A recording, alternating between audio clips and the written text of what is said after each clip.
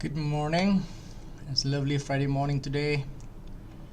So yeah, so in this video I would like to go through with you some of the important points in the transcription and translation slides. We'll start with this one. This shows you the general structure of the prokaryote and the eukaryote cells.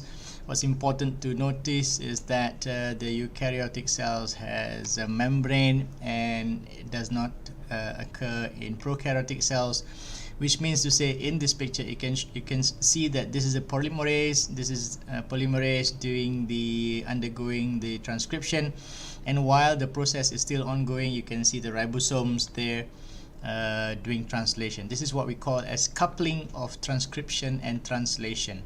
Unlike the eukaryotic system, where after transcription there is also what you call as processing.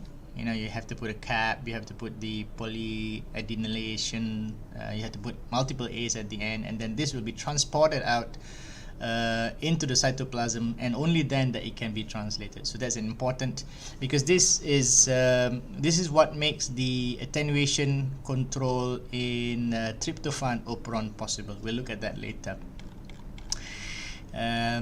Okay, in this slide, what's important for you to understand is the difference between template strand, non-template strand, sense strand, anti-sense strand.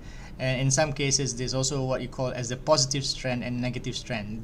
Different books will refer to different terminologies. So basically, this is the sense strand. Sense strands is the one that you can translate and then get the meaning to be translated into amino acids. That is the sense strand. So if this red strand is the sense strand, that means to get that you need to copy from the green strand, which is, and then the green strand becomes the template strand.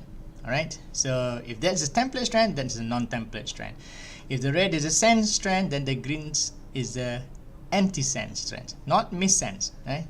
Somebody came and asked about missense. Missense. When you're talking about missense, you're talking about mutations. So again, sense strand, green is anti-sense. Green is also template strand, and the red will be the non-template. In terms of positive negative, normally the sense strand is what you call as the positive strand. All right. This slide talks about local unwinding. If you remember, when we talked about replication, we talked about the need of a helicase will unwind. It will unwind the DNA, and then because it keeps unwinding, it produces tension. And what you need then is the action of an enzyme called topoisomerase. Another name for it is a gyrase, which cuts and releases the tension and then joins the DNA back. Because the ultimate goal of replication is actually to separate these two strands and become two new DNA molecules. But in transcription, it doesn't occur that way. In transcription, you just need to open it a bit, read it, and then once it's done the transcription, you can close it back. So that's why you don't need that many different enzymes involved in transcription. This slide just says that RNA synthesis is almost like DNA synthesis, where the substrate is the triphosphate, and you use one phosphate to do the phosphodiester link, and then these two phosphates will be a byproduct, which is called the pyrophosphate. This slide just says the whole process of transcription can be divided into three stages: initiation, elongation, and termination.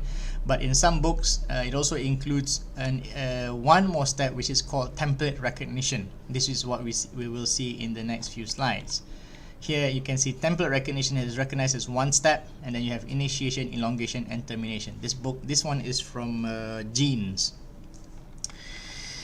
Okay, in terms of template recognition, we now talk about the promoter. A promoter are sequences, I mentioned it in class a few times, is it the DNA, the genes in the the DNA is written in using 4 bases, and there's no punctuation marks, there's no title, there's no paragraphs, so it's just a continuous strand of DNA strands.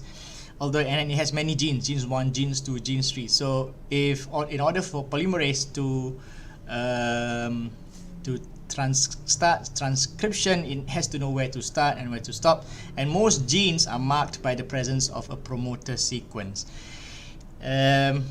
Much earlier, various scientists looked at an E. coli and looked at various genes. They took about 100 genes and looked at all the promoters, and they find that, you know, although quite a lot of the sequences in the promoters are different, they do share some similarities, and among them is this presence of the Tata box, TATAAT, which is also called the -10 sequence, and also the -35 sequence. These two regions seems to be appearing in all of the in the 100 or so promoters that they look at. So that's why they came to the conclusion these are important regions, and of course now we know that these are the region in which the sigma factor binds. All right, and it marks, this is where the sigma factor in the holoenzyme, you know, remember holoenzyme is a sigma factor plus the core enzyme.